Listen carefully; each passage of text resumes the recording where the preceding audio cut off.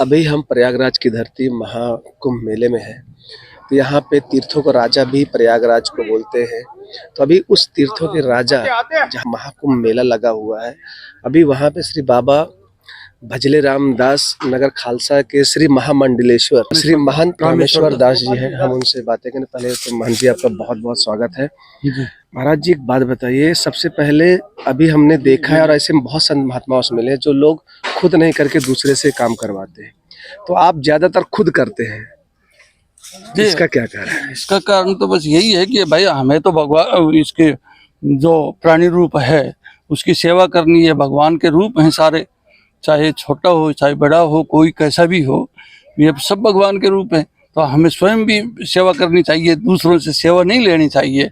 इसी वजह से हम यहाँ प्रयागराज की धरती के ऊपर पहुँचे हैं और सेवा देने के लिए आए हैं। ये हमारे महाराज जी जो गुजरात से आए हुए हैं, ये इनका भी यही काम है, अन्न क्षेत्र लगाएंगे और अन्न क्षेत्र इनका चालू। अच्छा महाराज जी, अभी जैसे मैंने सुना है कि आप अपने जो जहाँ पे आप हरियाणा साइड में आपने इतना सोशल वर्किंग करते हैं और लेकिन आप गुणगान नहीं गाते। बहुत से ऐसे लोग होते हैं कि अपना काम कम करते हैं लेकिन गुणगान ज्यादा करते हैं, और आप ज्यादातर खुद काम करते हैं। जी, ये तो सब प्रभु की इच्छा है, भगवान का आशीर्वाद है हमारे ऊपर, जो हमें इस सोशल वर्क के लिए प्रेरित करता है भगवान।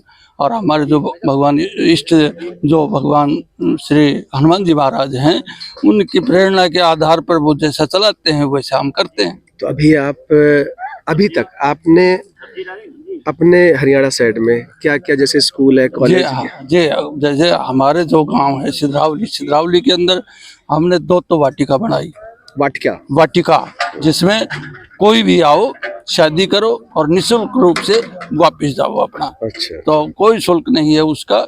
2 वाटिकाएं बना रखी हैं। एक मैंने करीबन 300 बेड के समथिंग एक हॉस्पिटल की बिल्डिंग का निर्माण किया हुआ है। वो हमारे प्रयास चल रहा है हरियाणा गवर्नमेंट से, इसको सरकारी टेक ओवर हो जाए और ताकि यहाँ पर जो क्षेत्र की जनता है उसको सुविधाएं मिले। अच्छा महाराज जी, मैंने ये चीज भी देखा है कि जैसे जो लोग हॉस्पिटल बनाते हैं वो प्राइवेट रखते हैं कि जैसे वो लाभ कमा सके, लेकिन आप ऐसा नहीं करें, आप उसके विपरीत कर रहे हैं कि आप गवर्नमेंट को अंडर गवर्नमेंट में कर देते हैं।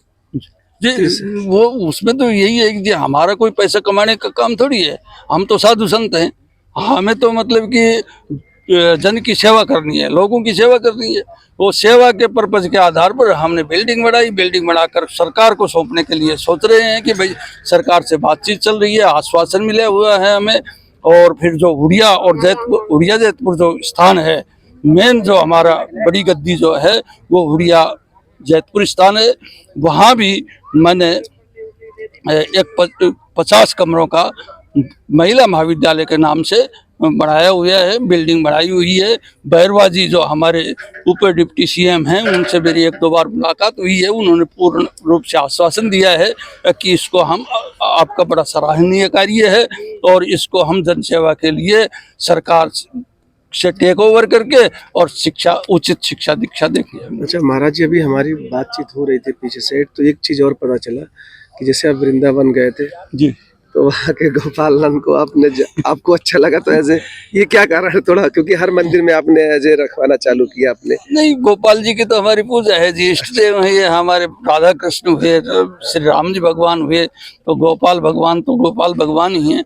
तो उस वजह से हर स्थान पर हम ये चाहते हैं कि लड्डू गोपाल की पूजा हो और हमारे जो इष्ट जो देव हैं भगवान श्री राम जी या राधा कृष्ण जी, हनुमान जी, तो इनकी भी साथ साथ पूजा होती रहे। तो अभी आपने वहाँ पे कितने मंदिर या कितने स्कूल अस्पताल हो गए होंगे अब जो आपने खुलवाए हैं? स्कूल तो कई सरकारियों का जीर्णोद्धार करवा चुका हूँ मैं। बाकी भविष्य में भगवत कृपा रही तो आगे भी ऐसा ही कार्य होता रहेगा। हम तो भगवान से यही हमारी प्रार्थना है कि ऐसा ही आशीर्वाद हमारे ऊपर बनाए रखें और हमारा जो दिमाग है वो अलग दिशा में डाइवर्ट न करके और इसी सामाजिक वर्ग के अंदर। अच्छा महाराज जी, महाकुंभ मेले में मैंने ये देखा है जो संत महात्मा होते हैं, ज्यादातर, सबकी बात नहीं कर, ज्यादातर जब मेला चालू हो जाते तब भंडारा करवाते हैं, लेकिन आपने क्या किया, पहले से अपना व्यवस्था करवाने लगे कि कोई भूखा ना रहे। ये हमने तो जैसे 11 तारीख को हमारा ये प्लाट कटा, 11 तारीख को हम आए, फिर उसके बाद में मैं 20 तारीख को यहाँ पर आया व्यवस्था बनाने के लिए। तो मैंने यहाँ देखा है कि काफ़ी लंबा चौड़ा क्षेत्र है और जो श्रमिक यहाँ पर कार्य जो करने वाले हैं वो कार्य करने वाले भी बहुत ज़्यादा हैं। तो उनको बड़ी भारी असुविधा हो रही है कि ना उनको भोजन है, ना मतलब कोई उनके लिए ब्रेकफास्ट है। तो इस वजह से देखते हुए मैंने ये सोचा कि भाई चारों तरफ यदि 10 और 11 तारीख के बाद में तो चारों तरफ भंडारे भंडारे होंगे, अन्य क्षेत्र चलेंगे। तो इस वजह से इनकी को कोई असुविधा ना हो, इनकी सेवा हो, सेवा करने का भाव हमारा है। इस वजह से हमने महाराज जी एक चीज मुझे बताइए, अभी जो सूचना आई और हमने दिखाया भी था जी कि महाकुंभ मेले में जो टेररिस्ट गुप्त सूचनाओं से मिला है, जो जानकारी मिली है गवर्नमेंट को या सरकार को, कि वो भेष बदल के आ सकते हैं। भेष बदल कर तो आ सकते हैं, कोई भी कैसे भी आ सकता है, चीटिंग करने के लिए कोई भी आ सकता है। लेकिन भगवत कृपा है, ये क्षेत्र जो ऐसी है, धर्म की भूमि है, इस पर शायद ऐसी कोई संभावना घटित ना होगी। और यही हम भगवान से प्रार्थना करते हैं कि भाई ऐसी कोई घटना नहीं घटित हो। तो भंडारा कब तक हमें निरंतर देखने को मिलेगा चलते हुए मेले में? जी ये तो 26 तारीख तक मतलब कि समापन होगा इसका, 26 फरवरी को। तो 26 फरवरी तक भंडारा चलेगा। अच्छा, चलता निरंतर चलता रहेगा जी। तो ये थे महामंडलेश्वर श्री रामेश्वर दास जी, जिनसे हमने बातें की है और हमने उनके बारे में बताने का प्रयास किया। एक छोटा सा समाज सेवी भी है। तो दोस्तों ऐसे ही हम संत महात्माओं के आपको दर्शन कराते रहेंगे और आप देखते रहिएगा पुष्प दर्शन।